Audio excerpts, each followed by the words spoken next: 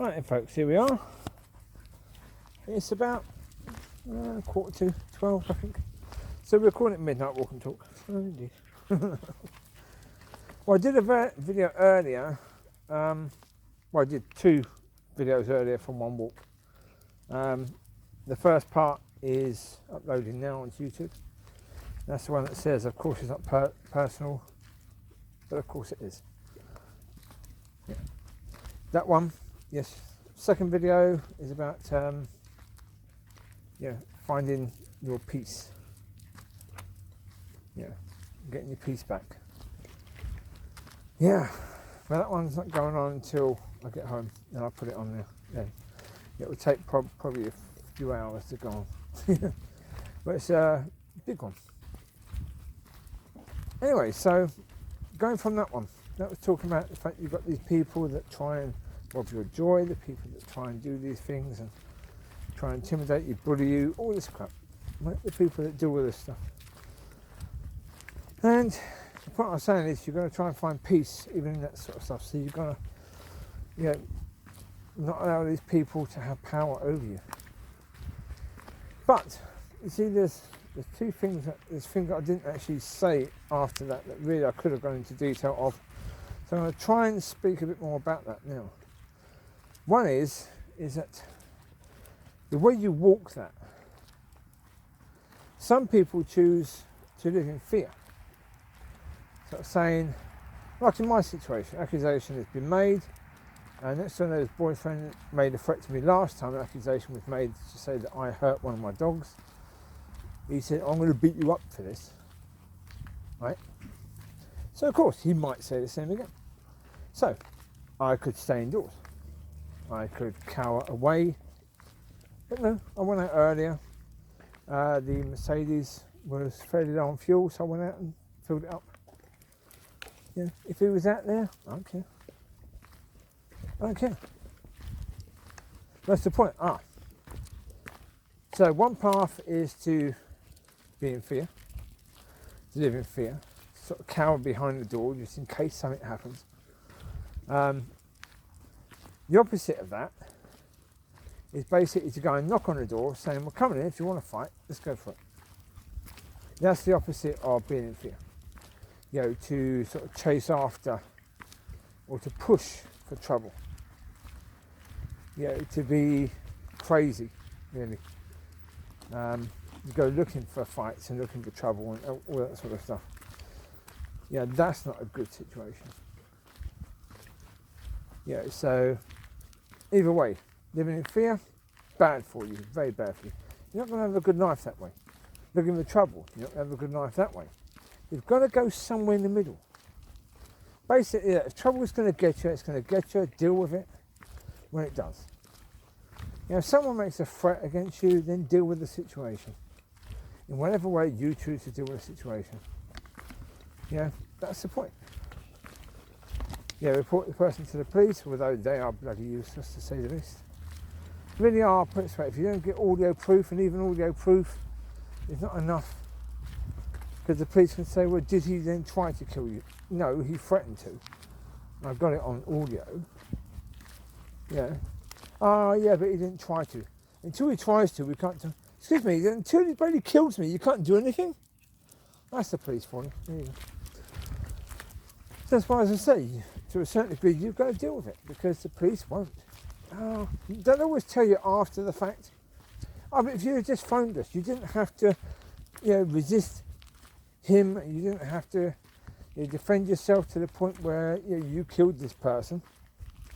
Just to think about the extreme situation. That could be the extreme.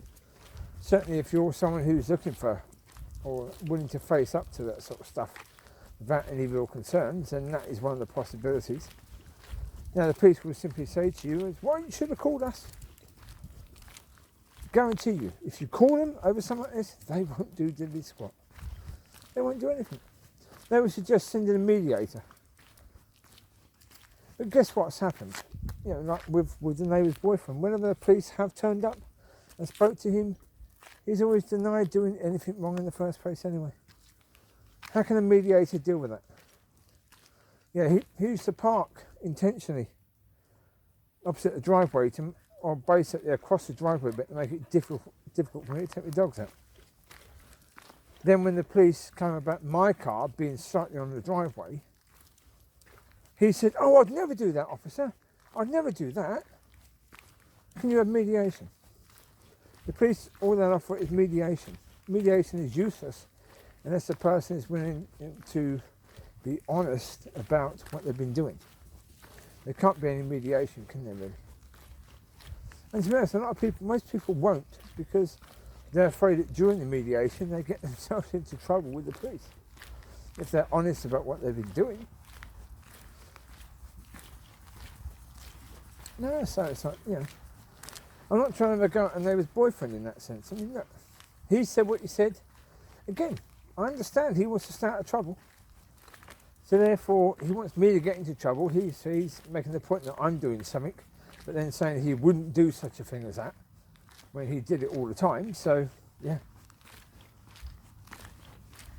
That's very typical people, isn't it, really? So, yeah.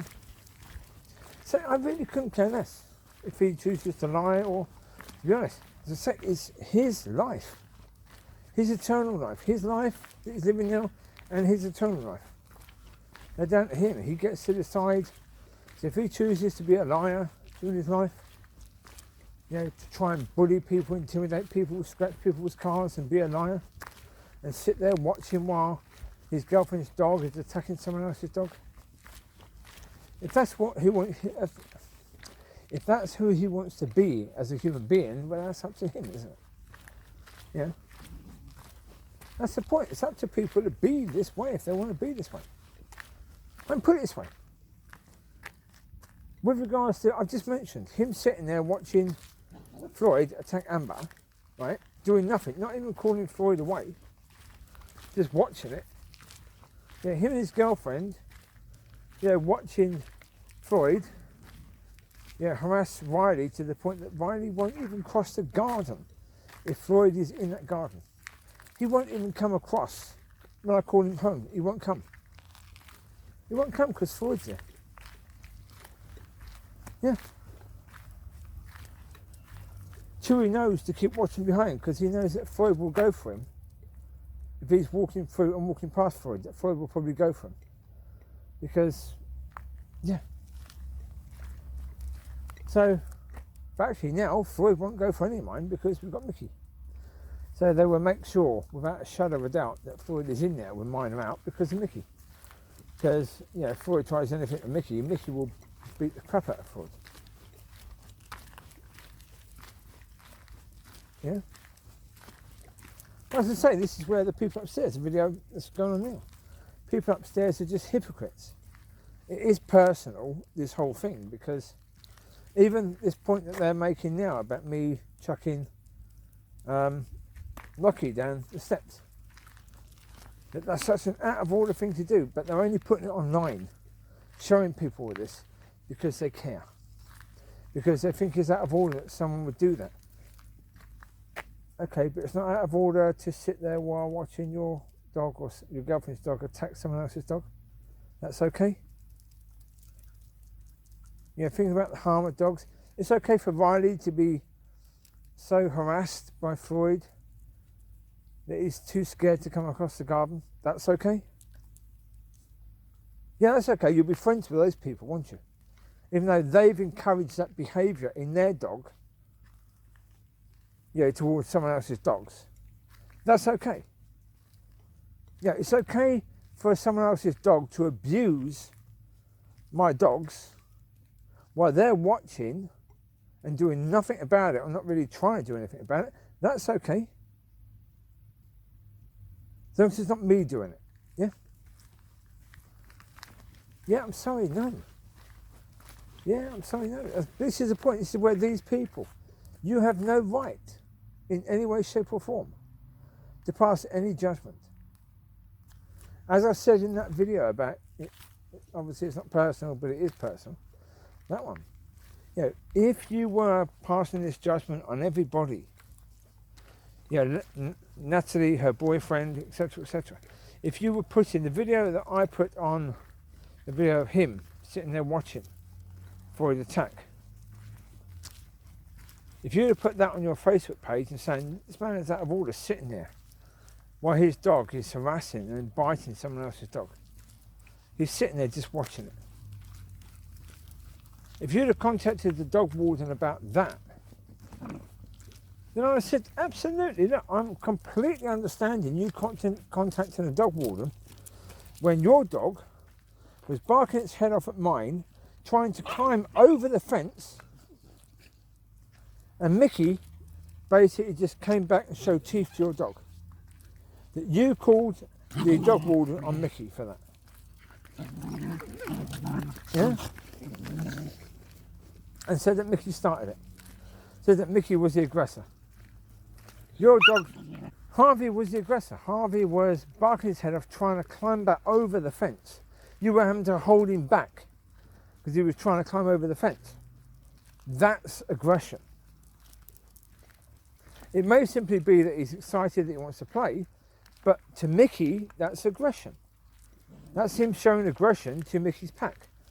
So Micky comes back and shows teeth and says, that, oh, you need to forget about that. You're not going to do that, sorry.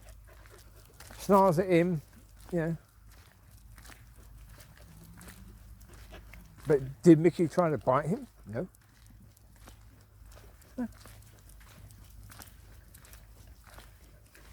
But Micky's supposed to be the instigator of that situation. There isn't. You coming right up to me. Are you soaking wet? Come here. How are you soaking wet? Jesus Christ. Covie, your feet should be wet. The rest of your body shouldn't. What are you doing, Nutter? What are you rolling in wet grass for? God, dear. Oh, and they've got to sleep on their bedding. Their bedding. It's like, geez. It's going to be a bit dank indoors tonight, I think. It's going to smell a bit dank, I think. I got some towels. I can dry them off a bit. And they can dry off a bit before bedtime. That's fine. Aye. Well, hopefully most won't be that wet. So, yeah. Chewie's quite short hair, and so is Lucy. They dry quite quickly. There you go.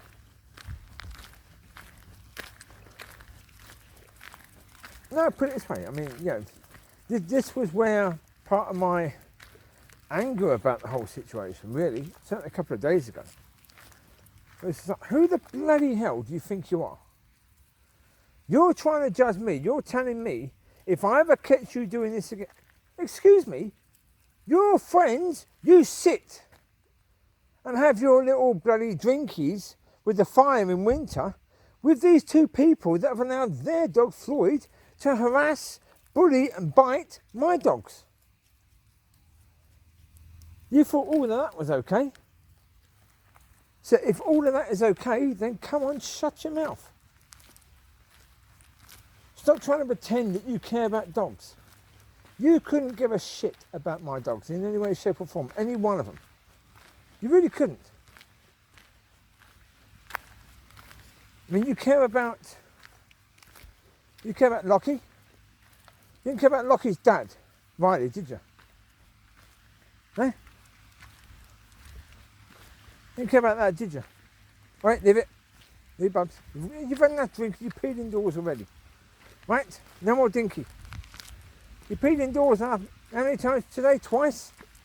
That's plenty, right? No more dinky. You've got a tiny bladder. Titty tiny one. Go at you. What was that? Was that you barking? Something behind me. Okay, whatever. But it wasn't them two because she's there. I don't know where he is. Where's he? Where's Jake's? There's Mollie with the pink one. There's you. You're a bit wet as well, but not too bad on top. On top you're okay. Come here. Amber. Amber. Come here. Where's Amber? Amber's there. Jacob, come. This way. There you are. I see you. Wonder where you was. There you are. It wasn't him play fighting you, obviously. Right, come this way. Over here. This way. Oi, Micky. Micky. This way, idiot. Watch. Oh, dear. We keep away from the area because there's glass on the path. Don't go running up there, you donuts.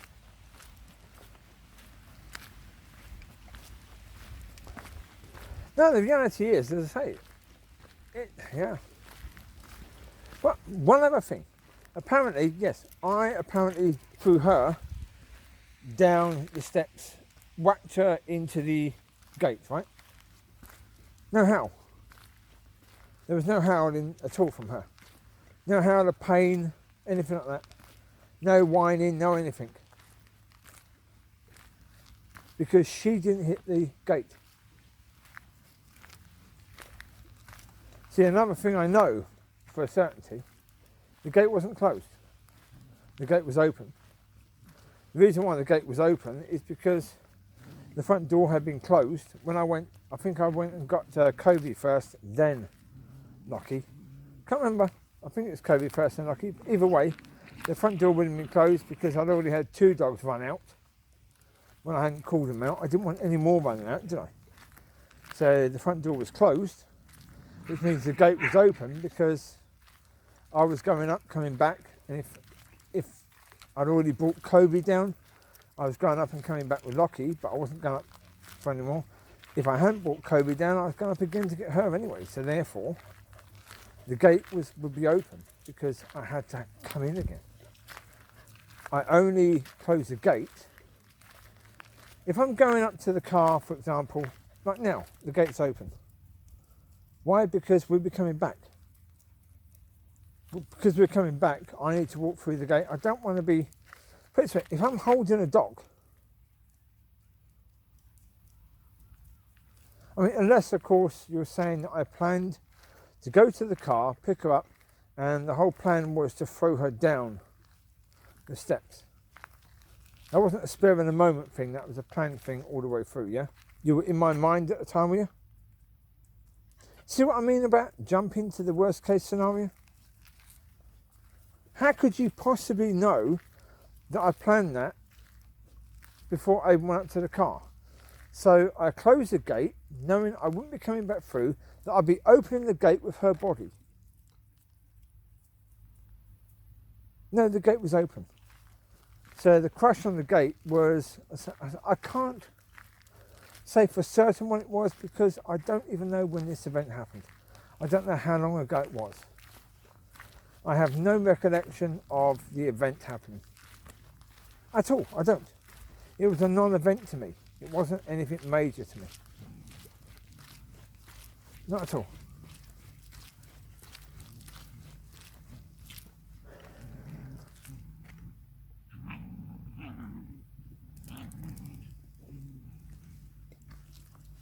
One second, I'm looking to see where all the dogs are.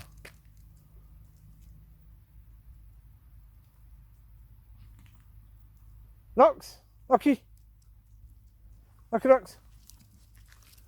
Come here, Locks! Locki, come! Locki, come! Come here, Locks! I'm going to show you something if she comes. Come here, Babs. Come here, sweetheart. You're going to be quite wet, aren't you? Right, come here. Right, so I've got her now as I did, right, on that situation. Now what I did was threw her like that. See? Did you see that? She just ran off. I had her up, I threw her down, and she just ran off. What did I do down the steps? Same thing. Why? Because dogs jump. When they jump, as they land, they run forwards. Right? I didn't throw her down the stairs. I didn't throw her down the stairs into the gate.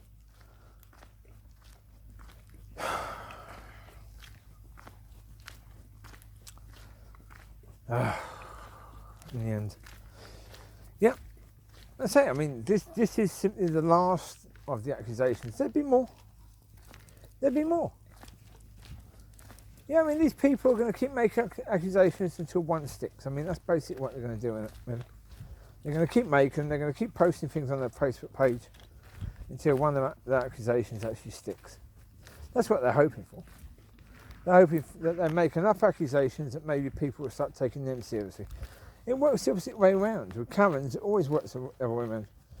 That they make too many accusations and people, like, it's the boy who cries wolf. Isn't it? That's what you end up with, the boy who cries wolf. Yeah. Well, look, on that day, the plan was to take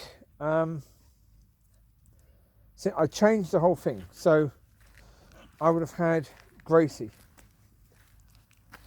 I would have had Mollie and Micky. I might even have had Amber out first. So they would have come out first. At that point, they would have been held with the gate closed. 1 second. Oi, leave. Leave. Don't take the piss. Are you going to have any chance of peeing it out before bedtime? Idiots. Any chance at all of peeing it out before bedtime? Any? No, you're going to piss indoors. Get out of the way. Move. Move it. Leave it. Jacob, enough. Jacob, enough. Rosie. God, that's the point. They just drink. And then piss all indoors. I now have to have my shoes right by my bed so I can put my shoes on if I need to get up to pee directly when I get out of bed, because otherwise I'll step in pee or poo. Jeez, that's why I'm trying to stop them from drinking out the puddles.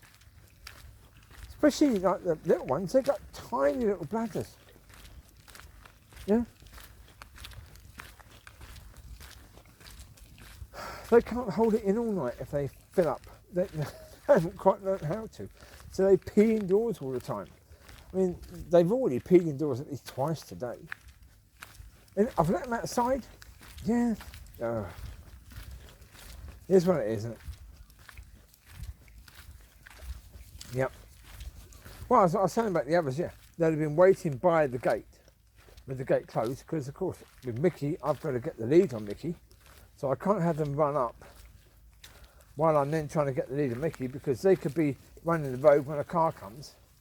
And put it this way, bloke upstairs, if he's going out, when they come around the corner, they come around the corner pretty quickly. If there's a dog in the way, they're just going to splatter the dog.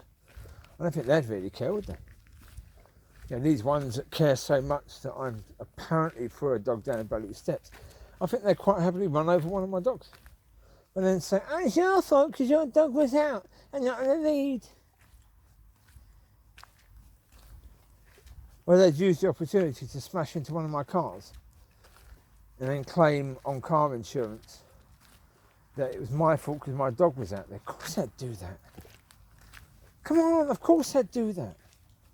So no, they have to be held. Micky has to be on there. So they're getting all excited. The wood pile that's in the area gets all knocked. And then, you know, it wobbles a bit, and then after a bit it falls over and bangs into whatever it falls into. What are you eating? Gracie, what are you eating, sweetheart? You're chomping away on something, aren't you, bub? God knows what, sweetheart. You're chomping away on something. I've no idea what you found, but you found something, bub. Well, put it this way, it's always the case with little pups. I had the same with Covie and Locki when they were first coming out. You know, you keep them away from puddles because they drink and drink and drink and drink and drink. They will not stop drinking. It's like, no, you're not going to pee it out, are you? So please stop. Enough.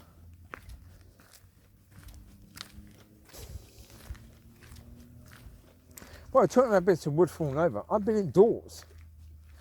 And all of a sudden I've heard a bang. And it sounds like somebody's kicked the gate. But they didn't. A bit of wood fell against it. Yeah, no one's been out there for quite a while and a bit of wood still fell against it. That's the thing, sometimes bits of wood not quite flush where they should be. They, you know, something moves them. Yeah, and then they're sort of slightly balanced, but then they become off balance and they fall. But it all happens gradually. Just so happened, and it happened on that day. Something of that nature happened on that day. So it's like, great. Okay, enough. You get dinky when you get home, bubs. Don't do dinky for you. The drinky at home, I put both drinky buckets up on the box where the food is kept because these two are not getting anywhere near it. Come on this way. Oi. Not grass now. Oi. Leave it. Yes, it's wet, it's nice, it's drinky. But no, it isn't, because it's going to come out the other end. This way, come, now. Move. Teri. God, you two, I should have left you at home. Well, the problem is, leaving them at home, they would destroy. Oh, Jacob. Oh, Jesus Christ, that boy. Oh. He's testing things. He's getting bloody naughty, Jacob. Look at him again with drink. Oi, leave. Leave it. I had loads of paperwork in. You know, I talked about them getting biscuits down. It was Jacob doing it. I had loads of paperwork there, envelopes and stuff like that. Even envelopes with doggies' names on and stuff like that. And I had a box with my cam in it. I never used it, but I had it in its original box. And he's destroyed all of that. Anything paper, anything cardboard, he just has to tear it to pieces. It's like, Jacob, stop it.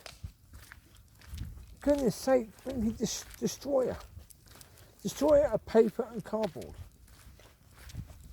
Jacob, enough. God, dear. Yeah. Crazy boy. He's getting to that stage right now where he's sort of pushing a bit to see if he can get away with it. It's like, no, you can't. No, you're not going to get away with it. Not in any way, shape or form. No, you're going to get told off for doing stuff like that, because it's like, no, the bits of paper, a lot of the bits of paper I couldn't care less about, or an envelope that I've saved because I might be writing stuff down on it, but it's got nothing on it. I don't care. It's just a mess. He bites it into tiny little pieces that goes all around the blinking area of their bedding. So, oh, for goodness sake, I've got to clean that up now. I wouldn't mind if you cleaned it up yourself, but I've got to now do that. Stop it. Yeah, if you tell me you don't like the bits of paper, I'll chuck them in the bin. But I'll chuck them in the bin whole. Thank you very much. Come this way. Wait, Teri, come. Teri, come. Come on.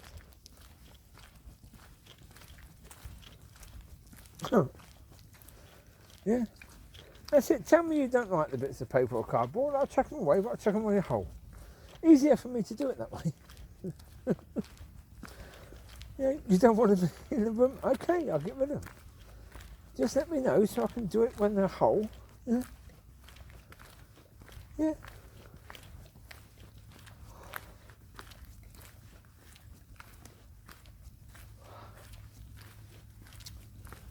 Alright.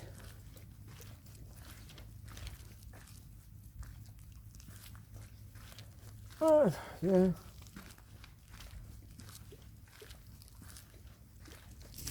So, going back to the original point of this one, yeah.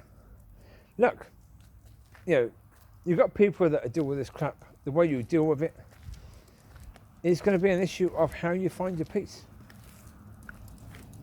Come this way. Come on, over here. Come this way. Because it is about, well, put it this way, finding your peace. Let's try and do something a bit better. What about when you find it, you keep it? Because that's another point, really. It's not about just finding your peace, because you find it, you then lose it again, something happens, and you let the world sort of crush you down, all that crap. We need to find ways that when we can find our peace, we can just keep it. Because I can tell you now, it's going to make such a difference. I mean, even the way you deal with anything in life is going to be so much easier. The way you deal with everything then becomes, your stress levels, your sleep will be so much better. You'll probably lose weight because you won't be stress eating and stuff like that. But there's so many things that will change in your life if you can just find that peace and keep it. Right? That's it. You don't need to react to things in extreme ways all the time if you're at peace. We don't need to wait until we're dead to be at peace. Because quite often when people die, people say, oh, he's at peace now. No! That's not when it should be happening. It should be happening way before then. We need to find that peace way before then. We need to find that state of mind where we can just go to and just, relax and just be at peace. And just deal with things in that way. And just realise that most of the stuff that we get stressed about doesn't matter. Yeah, if you're on a 60-mile-an-hour road and there's a car in front of you that's doing 30 and you're all sort of queued up behind them, it doesn't matter. Covie, stop eating rubbish. Covie, if you're sick, sweetheart, or if you have diarrhea, it means I can't feed you. So be careful what you eat. If you do have that, you won't get food. I can't feed you, can I? So if you want this to be your food, then this will be your food. Yeah? Don't eat rubbish, Coves. I'll feed you when we get home, okay? Yes? Stop eating rubbish then. Come on, babes. See stuff like that. I mean, I've shouted at them before when they do that. What's the point? They don't understand the word that I'm saying. Right, leave it. They understand, leave it. Teri, Lucy, leave now. Teri Juice. Teri Ball. Teri Ball, you've been a terrible girl. You've been a terrible little girl. Leave it. Well, good. Well on, Luce. That distracted him. Good girl, Luce. Oh.